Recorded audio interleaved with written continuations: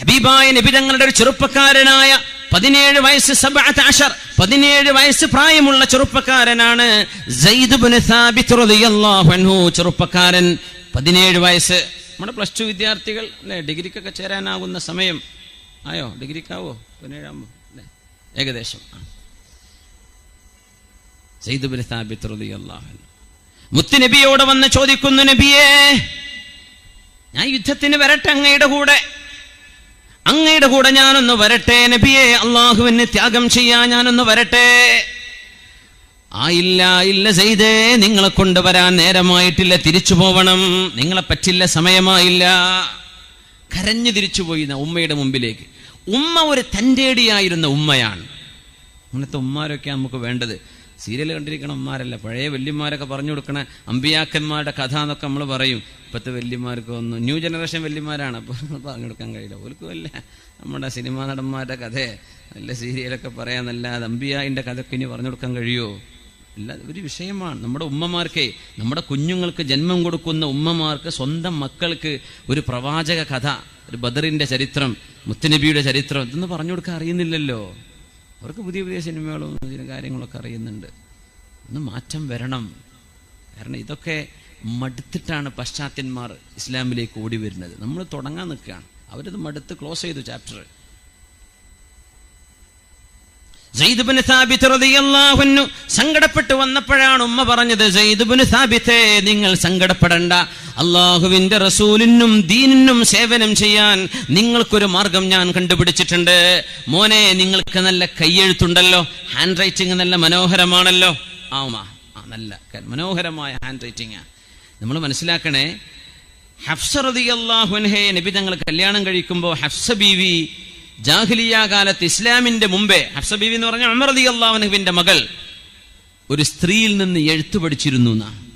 അങ്ങനെയാണ് നബി തങ്ങൾ കല്യാണം കഴിക്കുന്നത്. കല്യാണം കഴിച്ചപ്പോൾ നബി തങ്ങൾ പറഞ്ഞു, ഹഫ്സ ബീവി, ഏതായാലും നിങ്ങൾ അറബി എഴുതാൻ പഠിച്ചില്ലേ, ആ എഴുത്തൊന്ന് നന്നാക്കി പഠിച്ചോളൂ, ഹാൻഡ് റൈറ്റിംഗ് ഒന്ന് ബ്യൂട്ടിഫുൾ ആകട്ടെ, നിങ്ങളുടെ കയ്യെഴുത്തൊന്ന് നന്നാവട്ടെ എന്ന് പറഞ്ഞ് കല്യാണ ശേഷം അവരെ പഠിക്കാൻ വിട്ടിട്ടുണ്ട് റസൂലുള്ളാഹി സ്വല്ലല്ലാഹു അലൈഹി വസല്ലം. ഒരു പുതിയാപ്പിനോട് ചോദിക്കും, പഠിപ്പിച്ചു കൊടുക്കുവോ? അവൾക്ക് പഠിക്കാൻ താല്പര്യം. പഠിപ്പിക്കാലോ. പിന്നെ അമ്മായും പറയും, മോനെ, വീട്ടിലിപ്പോൾ ആരുമില്ല, അവളിപ്പോൾ കോളേജ് പറഞ്ഞാൽ ഉമ്മാക്കാരാണ്. സാഹചര്യങ്ങൾ പ്രശ്നങ്ങളൊക്കെ ഉണ്ടാവും, നമ്മൾ പഠനം നിർത്തും. പറ്റുന്നവരെന്ത് ചെയ്യണം? നമുക്ക് പറ്റുന്ന സാഹചര്യങ്ങളിൽ നിന്നുകൊണ്ട് സുരക്ഷിതമാണെന്ന് ബോധ്യമാണെങ്കിൽ അവരെ പഠിപ്പിക്കണമെന്നാണ് നബി തങ്ങൾ കല്യാണശേഷം ഹഫ്സ ബീവി റളിയല്ലാഹു അൻഹയെ കയ്യെഴുത്ത് പഠിക്കാൻ വേണ്ടി പറഞ്ഞയച്ചിട്ടുണ്ട് പരിശുദ്ധ ഹബീബ് സ്വല്ലല്ലാഹു അലൈഹി വസല്ലം. കയ്യെഴുത്ത് നന്നാവണമെന്നും അതിലൊരു സൂചന ഉണ്ട്. അൽഹംദുലില്ലാഹ്. സയ്യിദ് ഇബ്നു സാബിത്ത് റളിയല്ലാഹു അൻഹുവിനോട് ഉമ്മ പറഞ്ഞു, മോനെ, മോന്റെ കയ്യെഴുത്ത് നല്ല കയ്യെഴുത്താണല്ലോ. അല്ലാഹുവിന്റെ റസൂലിന് വരുന്ന വഹി, ആകാശ ലോകത്ത് നിന്ന് വരുന്ന ഖുർആൻ, ഇന്നാ അൻസൽനാഹു ഫീ ലൈലത്തിൽ ഖദ്ർ, ഖദ്റിന്റെ രാവിലെ അല്ലാഹു ഇറക്കിയ ഈ ഗ്രന്ഥം, അത് നബി തങ്ങൾക്ക് വഹി വരുമ്പോ അത് എഴുതി വെക്കാൻ മോനെ കൊണ്ട് കഴിയുമല്ലോ. യുദ്ധത്തിന് പോവാൻ പറ്റിയെങ്കിൽ എന്താ, മോൻ നബി തങ്ങൾക്കും ദീനിനും സേവനം ചെയ്യാൻ മറ്റൊരു മാർഗം കണ്ടെത്തണം. എഴുതാൻ വേണ്ടി പറഞ്ഞതാണ്. അങ്ങനെയാണ് കാതിബു വഹി റസൂലില്ലാഹ്, അല്ലാഹുവിന്റെ റസൂലിന് വഹി വരുമ്പോൾ അത് എഴുതുന്ന നബി തങ്ങളുടെ സ്ക്രൈബായിരുന്നു മഹാനായ സയ്യിദ് ഇബ്നു സാബിത്ത് റളിയല്ലാഹു അൻഹു. നബി തങ്ങൾക്ക് ജൂതന്മാർ കത്തയക്കും സുരിയാനി ഭാഷയില്. ഒരു ഭാഷ പഠിക്കുക എന്ന് പറഞ്ഞാൽ വലിയ ബുദ്ധിമുട്ടല്ലേ? ഭാഷ പഠിക്കുക എന്ന് പറഞ്ഞാൽ നിങ്ങൾ ഏറെക്കുറെയൊക്കെ ഈ ഭാഗത്തൊക്കെ തമിഴ് പേശും തോന്നുന്നുണ്ടല്ലേ? കുറച്ചൊക്കെ നന്നായി പേശും. കന്നഡയും ചിലപ്പോൾ അറിഞ്ഞെന്ന് വരും, ഉറുദും ചിലപ്പോൾ പഠിച്ചെന്ന് വരും, ഇംഗ്ലീഷ് എന്തായാലും നമ്മളെ കോളേജുകളൊക്കെ പഠിക്കുന്നുണ്ട്, അറബി ഉസ്താദുമാരും അല്ലാത്തവരും അവരും പഠിക്കുന്നുണ്ട്. ഒരു ഫോറിൻ ഭാഷ നമുക്കറിയാൻ തീരെ പരിചയമില്ലാത്തത്. ഞാൻ വെറുതെ ചോദിക്കുകയാണ്, നമ്മുടെ സദസ്സിലിപ്പോൾ സ്പാനിഷ് സംസാരിക്കുന്നവരോ പഠിച്ചവരോ ഉണ്ടെങ്കിൽ കൈപൊക്കിയാട്ടെ. ഒരു ഉദാഹരണം പറയാം, ഒന്നുമില്ല, വേറെ പോലെ ചൈനീസും ചോദിക്കാം, ഞാൻ സ്പാനിഷും ചോദിക്കുകയാണ്. ഇല്ല.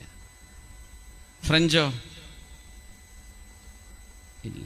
ജർമ്മൻ, ലോകപ്രശസ്തമായ വേൾഡ് ഫോറിൻ ലാംഗ്വേജസ് വലിയ പ്രയാസമായിട്ട് തോന്നും നമുക്ക്. പെട്ടെന്ന് അങ്ങനെ പഠിക്കാൻ, നമുക്ക് കേൾക്കുന്നത് പഠിക്കാൻ പറ്റും. ഇടപഴക ആളുകൾ സംസാരിക്കുന്നത് ഒരു പുതിയ ന്യൂലി വളരെ ഒരു പരിചയമില്ലാത്ത ഭാഷ, സുരിയാനി ഭാഷ പഠിക്കാൻ നബി തങ്ങൾ ഏൽപ്പിക്കുന്ന ആരെന്നറിയോ? ഈ സയ്യിദ് ഇബ്നു സാബിത്ത് റളിയല്ലാഹു അൻഹുവിനെ. ചെറുപ്പക്കാരൻ, 17 വയസ്സുള്ളൂ. തങ്ങൾ ചോദിച്ചു, സയ്യിദ് ഇബ്നു സാബിത്തേ, നിങ്ങൾക്ക് ഒരു ഉപകാരം ചെയ്യാൻ പറ്റുമോ? എന്താ നബിയേ, എന്ത് വേണം? നിങ്ങൾ എനിക്ക് സുരിയാനി ഭാഷ നിങ്ങൾ എനിക്ക് പറഞ്ഞു തരണം, അത് നിങ്ങൾ പഠിച്ചെടുക്കണം. കഴിയോ? ഓക്കെ നബിയെ, ഞാൻ പഠിക്കാം. എത്ര സമയമെടുത്ത് പഠിച്ചു എന്നാ കണക്കെന്നറിയോ? എത്ര സമയമെടുത്തു ആ ഒരു ഭാഷ പഠിക്കാൻ? 17 യൗം, 17 ദിവസം കൊണ്ടാണ് സയ്യിദ് ഇബ്നു സാബിത്ത് റളിയല്ലാഹു അൻഹു സുരിയാനി ഭാഷ മുഴുവൻ പഠിച്ചെടുത്തത്. 17 ദിവസം. സുബ്ഹാനല്ലാഹ്. 17 ദിവസം ഉണ്ടെങ്കിൽ മൈസൂർക്ക് ടൂർ പോകൂലേ? നമ്മളങ്ങനെ ആലോചിക്കുക, നമ്മളത് എങ്ങനെ ഒരു എന്റർടൈൻമെന്റിന് ചെലവഴിക്കാൻ പറ്റുമെന്ന് ആലോചിക്കുക. 17 ദിവസം കൊണ്ട് എന്നാ ഒരു 2-3 ജുസ് ഒന്ന് മനപ്പാടാക്കി കൂടെ? അങ്ങനെ ആലോചിക്കുന്നില്ല നമ്മൾ. ഇവിടെയാണ് വിഷയം. ഹബീബായ സ്വല്ലല്ലാഹു അലൈഹി വസല്ലം തങ്ങൾ അത് കണ്ട് സന്തോഷിക്കുകയും സയ്യിദ് റളിയല്ലാഹു അൻഹുവിനെ ആദരിക്കുകയും ചെയ്യുമായിരുന്നു. ഹബീബിന് വരുന്ന കത്തുകൾ നബിക്ക് വായിച്ചു കൊടുക്കുന്നത് സയ്യിദ് ഇബ്നു സാബിത്ത് റളിയല്ലാഹു അൻഹുവാണ്. 17 വയസ്സുള്ള സമയത്ത് നേതൃസ്ഥാനത്തേക്ക് വന്ന സ്വഹാബിയാണ് ഉസാമത്ത് ഇബ്നു സൈദ് റളിയല്ലാഹു അൻഹു. 17 വയസ്സാണ് പ്രായം. അന്നാണ് അള്ളാഹുവിന്റെ ഹബീബ് വഫാത്താകുന്നതിന്റെ മുമ്പ് റോമക്കാരുമായി നടക്കുന്ന ഒരു യുദ്ധത്തിന് സൈന്യത്തിന്റെ സൈന്യാധിപൻ 17 വയസ്സുള്ള ഉസാമത്ത് ഇബ്നു സൈദ് റളിയല്ലാഹു അൻഹു. ചിന്തിക്കാൻ പറ്റുമോ? ആരാണ് ആ സൈന്യത്തിലുള്ളത് എന്നറിയോ? ഉസാമ റളിയല്ലാഹു അൻഹുവിന്റെ കീഴെ ഉള്ളത് ആരൊക്കെയാണ്? ഒന്ന് ഉമർ ഇബ്നുൽ ഖത്താബ് റളിയല്ലാഹു അൻഹു. ഉമർ തങ്ങളുടെയും കാര്യം അത്ഭുതമാണ്. ഉമർ തങ്ങൾ ഇസ്ലാം സ്വീകരിക്കുമ്പോൾ 27 വയസ്സാണ്. അബൂബക്കർ സിദ്ദീഖ് റളിയല്ലാഹു അൻഹു ഇസ്ലാം സ്വീകരിക്കുമ്പോൾ 37 വയസ്സ്. മഹാനായ ഇബ്നു മസ്ഊദ് റളിയല്ലാഹു അൻഹു, മഹാനായ ബിലാൽ ഇബ്നു റബാഹ് റളിയല്ലാഹു അൻഹു, മഹാനായ സാലിം മൗല അബി ഹുദൈഫ റളിയല്ലാഹു അൻഹു, ഇവരൊക്കെ ഇസ്ലാമിലേക്ക് വരുന്നത് 16ഉം 17ഉം വയസ്സുള്ളപ്പോഴാണ്. അപ്പോ നല്ല ഗ്രേറ്റ് പൊട്ടൻഷ്യൽ നമ്മുടെ ചെറുപ്പക്കാർക്കുണ്ട്, നല്ല കഴിവുണ്ട്. അതുകൊണ്ടാണ് തങ്ങൾ പറഞ്ഞത്, എന്റെ ചെറുപ്പക്കാരോട് ഊസീകും ബിശ്ശബാബി ഖൈറാ, എന്റെ ചെറുപ്പക്കാരോട് നന്നായി പെരുമാറണേ. ഫഇന്നഹും അറഖു അഫ്ഇദ, അവർ ഹൃദയം ലോലമായവരാണ്.